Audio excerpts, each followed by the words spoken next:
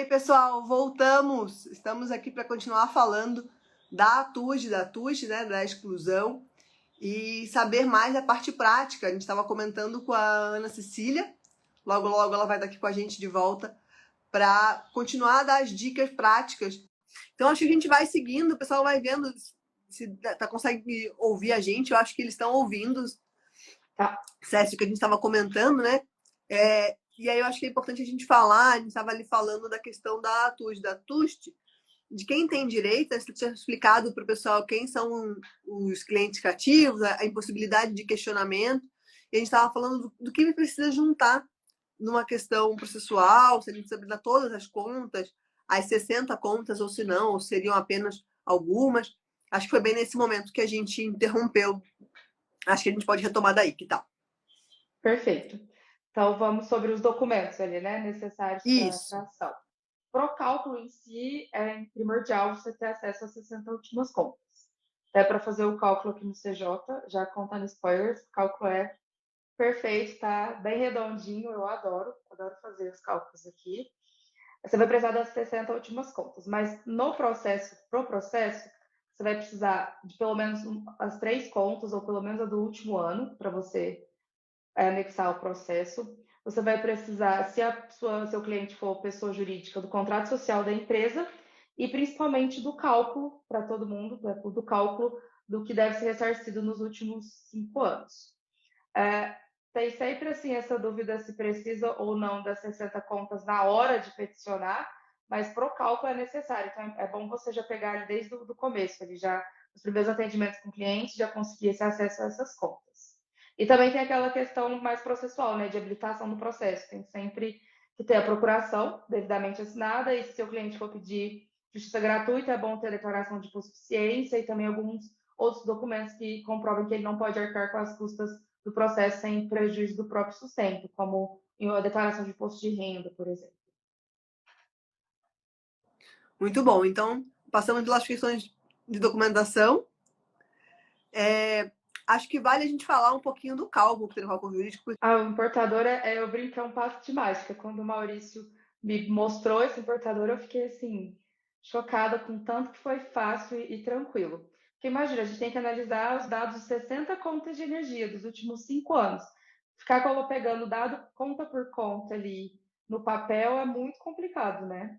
E como existem várias concessionárias de energia, o CJ criou um importador de dados de múltiplos PDFs. Ele pode ser usado para várias coisas, mas no caso específico dessa tese da TUSD, a gente consegue criar regras para puxar dados específicos das contas de energia, e você cria essas regrinhas em questão assim, de 3 minutos, você consegue criar as regrinhas, e você aplica esse importador em todas as contas de energia.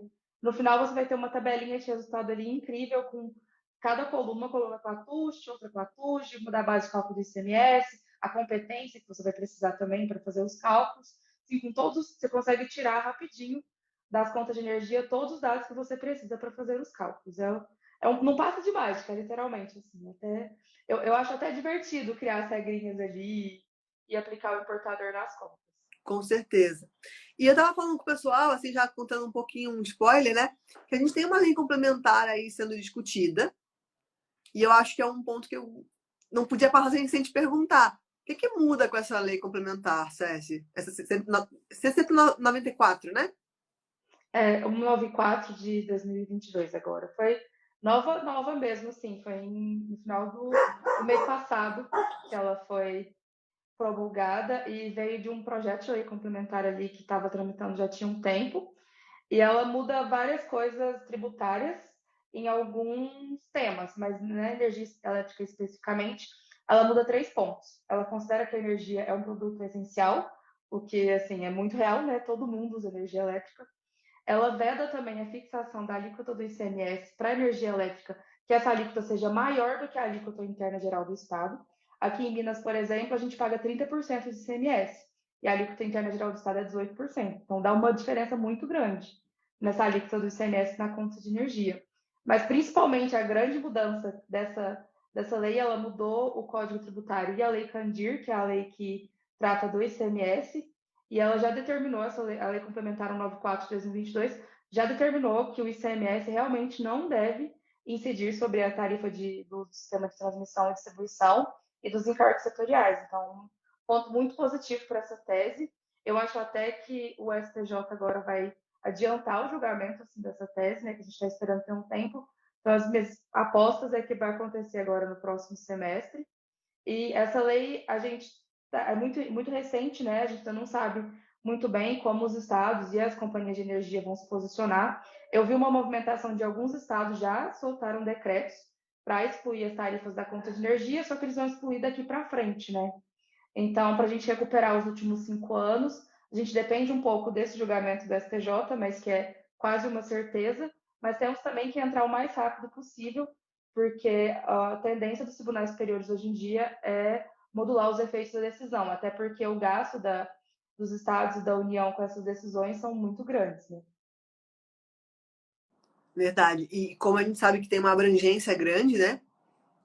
A partir do momento que está unificado, que tem essa lei determinando a exclusão das tarifas, todo mundo podendo ajuizar, aí vira uma certa correria. Então, se você tem alguma dessas ações já no fluxo, veja como é fácil fazer também dentro do cálculo jurídico, faça o teste lá.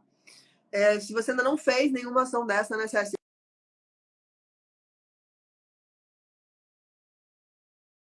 e ajuizar. Os valores de restituição são valores bons, do que você já viu, assim? Porque isso Então, também interessa o pessoal, né? quanto maior o valor da conta de energia, maior vai ser o valor da restituição, né?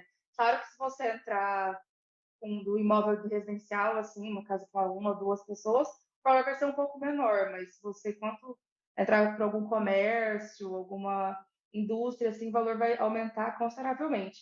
Eu falo que se você ainda não tem muita experiência nessa tese, tenta entrar para você na sua casa, sabe? Para você ali, para você mesmo, para sua família, porque aí você vai pegando um pouco de segurança e vai ver que é super tranquilo. O cálculo no CJ é muito tranquilo, tem modelinho de petição, então já ajuda demais, você não vai perder tanto tempo fazendo isso. Eu acho que é uma boa forma de você começar a entrar nesse mundo, se você ainda não entrou, é fazer para você mesmo ou para alguém da sua família. Muito bom. Estão perguntando aqui pra gente, né? O Gabriel perguntou se as funcionárias negarem ou demorarem para enviar as contas de energia. Tem alguma medida judicial? Assim, seria uma de segurança? O que a gente pode fazer?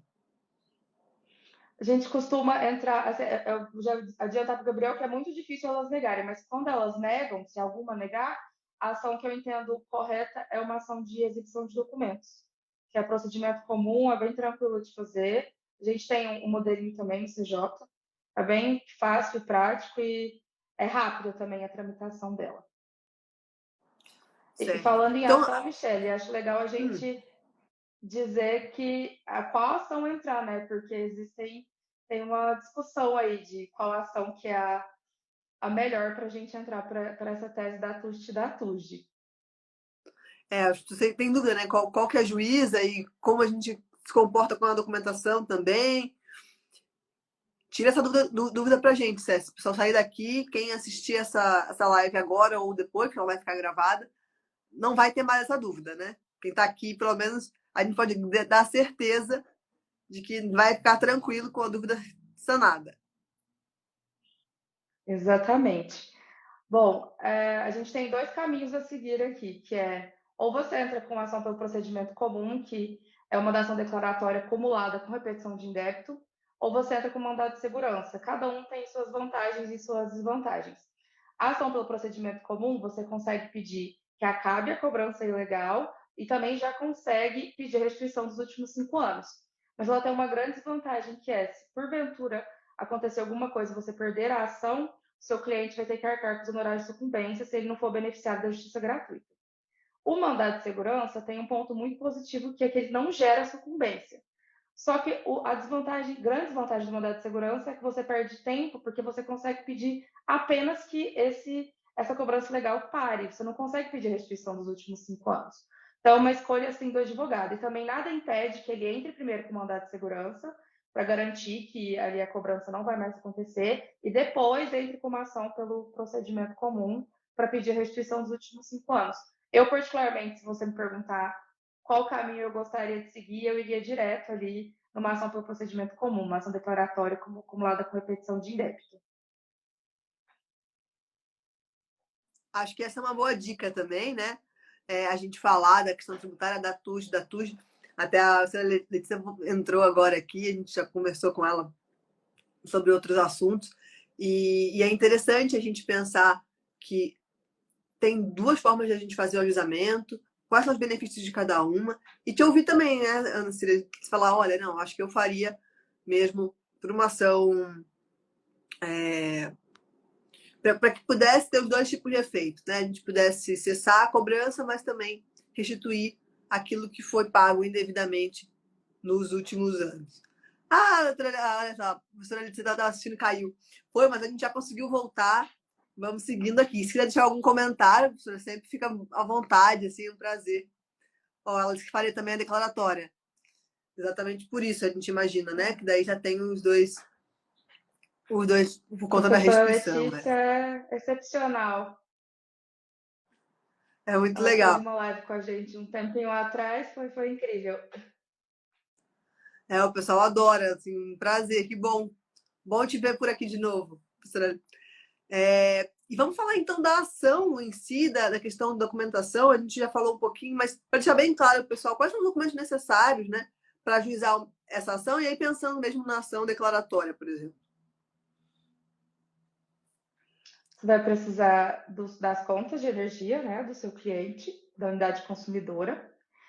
Você vai precisar também do cálculo feito. O cálculo no CJ sai com um relatório bem legal, completo, com todas as competências, os valores, tudo certinho com a atualização monetária que você decidir ali na hora de fazer o cálculo.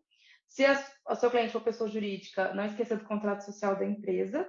E também a gente precisa daqueles documentinhos básicos para habilitação no processo, né? A procuração, declaração de hipossuficiência, documentos que comprovem a hipossuficiência, como a declaração de imposto de renda. Então, é uma documentação simples também, né? Não é uma documentação muito extensa. Tranquila de conseguir também, não costumam ter muitos problemas. Nunca vi ninguém chegar e falar que uma companhia específica gerou algum problema para dificultando o acesso assim, às contas. É bem tranquilo de ter acesso a esses documentos, realmente. E daí, quando a gente vai pensar no ajuizamento da ação, quem que a gente pode colocar ali como sujeito passivo, né? Porque também pode ter essa dúvida de quem é o sujeito passivo legítimo ali para essa ação da exclusão. Então, essa dá uma briguinha assim, entre os tributaristas, uma boa discussão, porque a gente tem dois entendimentos. O primeiro entendimento é que o Estado e a concessionária de energia são sujeitos passivos legítimos da ação. Tem até alguns tribunais que já definiram que a concessionária de energia não deve entrar no polo passivo porque ela não tem legitimidade. Mas quem defende esse entendimento de que ela deve sim entrar no polo passivo também, eles defendem muito porque, primeiro que ao atender o pedido de exclusão da TUJ, o judiciário vai determinar algumas obrigações para a concessionária de energia. Segundo, que a concessionária de energia pode ser obrigada a devolver ou pelo menos compensar esses valores que foram pagos a mais na conta de energia. Terceiro, que se o consumidor, ou você, resolver parar por conta própria de pagar o ICMS, pagar a TUJ na base de cálculo do ICMS ali, é uma certeza que eles vão cortar o nosso fornecimento de energia. Então, a concessionária está bem envolvida. E até mesmo porque ela vai precisar fornecer as contas dos últimos 5 anos. Então, tem alguns tributaristas que defendem que deve ser o sujeito passivo é realmente a concessionária e o Estado. Por outro lado, tem um entendimento majoritário, que é o que eu também entendo, que é só o Estado que é o sujeito passivo legítimo da ação. A gente está falando de uma obrigação tributária, né, Michele? É um imposto estadual que é de competência do Estado. Então, eu entendo que o Estado ele deve ser o único sujeito passivo na demanda. Mas é uma escolha assim, do advogado, se ele vai colocar só o Estado ou o Estado e a concessionária. O que não pode é colocar só a concessionária, porque a gente está falando de uma obrigação tributária e sem o Estado essa ação não existe, ele é o réu principal ali dessa ação. Então, cabe ao advogado decidir ali, ver, analisar o que é melhor para ele, mas somente a concessionária não tem como. O Estado tem que estar presente de uma forma ou de outra, ou sozinho ou com a concessionária de energia. Uhum. E isso é muito bom, até a professora Vogt está reforçando, né? Ela também acredita que nesse entendimento que seria só o Estado, e justamente por conta da questão, como você disse, assim, começa a ficar vazia, né? Se você não. Se é uma cobrança do Estado, se é uma questão tributária ali, você vai levar direto só para a concessionária, é confuso. Então, vale a pena deixar para o pessoal aqui bem claro que só para a concessionária não dá. Então, a gente precisa que seja, ou nesse entendimento, apenas né, com o polo passivo do Estado, ou que faça ali o Estado mais a concessionária. É isso, né, César? Exatamente. Eu, assim, a minha aposta é ir só contra o Estado. Até o nosso modelinho de petição no CJ, a gente colocou lá só o Estado, que eu acho que é mais certeiro. É um entendimento majoritário, é o que os tribunais têm acatado mais, então eu acho que é uma boa aposta. Apesar de ser uma escolha do advogado, se você me perguntar por qual caminho eu seguiria, eu colocaria só o Estado. Mas do CMS, que aqui tem essa discussão da cobrança ilegal. A gente falou um pouco aqui dessa questão mais recente, né, da Lei Complementar 194 de 2022, aí tem, como a César falou, mais ou menos um mês, é uma coisa super, super recente. E agora eu acho que a gente pode ir para algumas dúvidas, caso alguém tenha algumas perguntas. Você quer comentar mais alguma coisa? De repente comentar como que faz dentro do CJ? Ou falar dos materiais? Claro, o cálculo dentro do CJ é bem tranquilo, você tendo acesso aos valores das duas tarifas. E já um spoiler, contar um spoiler, porque vai ter uma melhoria no cálculo. A gente vai acrescentar os encargos setoriais, porque antes a gente, no cálculo, era só a opção da TUST e da TUSD. Mas o cálculo é bem tranquilo, assim, é questão de segundos. Se você usar o importador, rapidinho você pega os dados de todas as contas e quando você passa, você copia a tabelinha, dá para copiar o resultado ali e já colar direto no cálculo do CJ. E em questão de segundos, assim, tem uma planilha, um relatório bem legal para você anexar na petição. O cálculo em si ele é muito simples, são 3 passos. O primeiro passo é você pegar a TUST, a TUJ, os encargos e aplicar a alíquota do ICMS. Depois você soma todos esses valores e atualiza esses valores para você chegar naquele mês específico, naquela competência, quanto que deve ser restituído, tanto que foi pago a mais de ICMS sobre a TUST e a TUST dos encargos. O cálculo no CJC é muito tranquilo de fazer. Eu adoro o relatório, porque ele sai bem completinho, bem fácil de visualizar cada coisa. É muito tranquilo. Vale a pena fazer um teste para você ver que não precisa ter medo do cálculo, não, porque a gente tem um medo, costuma ter medo de cálculos tributários, né, que são coisas difíceis, mas no CJ é super simples e tranquilo de fazer. Quanto aos materiais, a gente tem um combo completo, né, Michelle? A gente tem, você consegue fazer o cálculo, tem um importador para aplicar todas as contas de energia ao mesmo tempo. Tem modelinho de petições, tem mandado de segurança para quem preferir, tem ação declaratória para quem preferir. Tá bem, assim, super atualizado e foi preparado com muito cuidado pelos nossos advogados especialistas do CJ. E a CS preparou muitos deles com muito carinho, então a gente já falando assim de conhecimento de causa, né? Conhecimento assim profundo ali nessa construção. Quero te agradecer muito, CS, por a gente ter conversado nesse horário do almoço, digo que sempre é uma live do almoço, o pessoal que estava almoçando aí com a gente, está indo almoçar agora, né? Acho que ficou bem claro como é vantajoso e quantas pessoas podem ser beneficiadas, né, por esse tipo de ação, como a gente pode ajuizar, qual é o melhor caminho, o que está em discussão aí, né, nesse segundo semestre, que tem uma grande chance de ter essa aprovação. Você falou da modulação de efeitos também, então só ficar de olho, porque tem chances também de uma vez discutida agora, muita gente correr atrás, então daí a necessidade de já ajuizar, de já entender quem quiser trabalhar com essa ação, que é uma ação relativamente simples, né?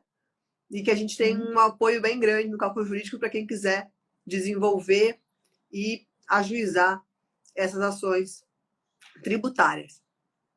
É um bom começo para quem tá querendo trabalhar com a área tributária, né? Demais, para quem está no início ali, que quer começar, para quem já é de outras áreas e quer diversificar a área de atuação, para quem quer aumentar os lucros do escritório, porque os clientes aqui, o leque é gigantesco, é até infinito, né? Porque é todo mundo, literalmente, todo mundo que consome energia, tanto pessoas físicas quanto jurídicas. Então, é uma aposta assim muito certeira para quem está começando, para quem já advoga há muito tempo e quer diversificar a área, para quem já é do tributário. E o pessoal que está começando não precisa ter medo do tributário, que a gente sai da faculdade com essa ideia, né, Michelle, de que tributário é difícil, que não tem mercado. Tributário é um mercado super aquecido, a carga tributária do nosso país é muito grande, e eu brinco que enquanto existir tributos, enquanto existir contribuintes, o tributário vai estar em alta. Super verdade, é isso mesmo. Olha, a Andressa está aqui agradecendo por trazer as novidades, né? Então, é isso mesmo. Obrigada, Andressa, por ter ficado com a gente também. Gabriel também aqui dizendo que gostou muito da live, que é um tema bem quente. Eu queria agradecer demais, Ana Cecília, muito obrigada pelo teu tempo, por ter compartilhado com a gente, explicado tão detalhado sobre essa ação, né? E também sobre a questão da lei que está aí em alta. Quem já acompanha a gente sabe, então toda terça-feira, às 11h57, a gente está sempre por aqui, começando o nosso almoço, papeando, trazendo informação sobre várias áreas do direito, temas sempre em alta, né? Temas relevantes, para a gente aproveitar juntos aí, discutir, aprender também um pouquinho mais. Ana Cecília, muito obrigada. Eu que agradeço a oportunidade, essa tese está super em alta, ligada no 220, e é meu xodó, assim, eu adoro falar sobre ela, poderia ficar aqui um tempão conversando sobre essa tese, que ela é super incrível. As lives de terça do CJ eu adoro, acompanho sempre. Então, muito, muito obrigada pelo convite, eu me senti honrada. Maravilha. A gente vai acompanhando então, e assim que tiver o julgamento, a gente volta, faz outra, falando aí do Combinado, desenrolar da questão da TUS e da TUS. E se você combinado, curtiu, tá com a gente? Combinado? combinado, combinado. A gente faz, assim que sair, que tiver indício de julgamento, a gente faz um novo bate-papo. Perfeito. Então, já está prometido. Pessoal, muito obrigada por terem ficado com a gente. A gente se encontra então na semana que vem, às 11h57, para mais um tema relevante e um tema forte aí dentro do direito, para a gente estar sempre atualizado. Um abraço e até lá. Obrigada, Cési. Tchau, obrigada a você, Michelle. Obrigada, pessoal, por nos acompanhar.